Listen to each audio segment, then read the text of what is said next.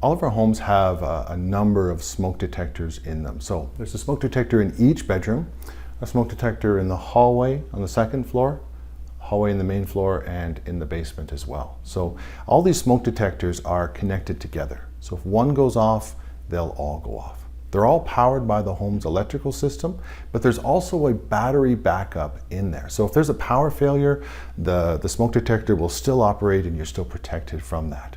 Now the batteries they're not used, but they are connected. So what happens is they eventually do go dead. Now it's recommended that you change the batteries annually, but your smoke detector will let you know if the batteries are going dead. It'll give you a little chirp about every 60 seconds or something like that. That's telling you it's time to change the batteries. Now, all of the batteries are approximately the same age, so I'd recommend if you're going to change one, just change them all. On the side of the smoke detector here, there's a little doorway, and that doorway, if you push on it, opens, and it's a 9-volt battery that goes in there. Very, very simple to change them.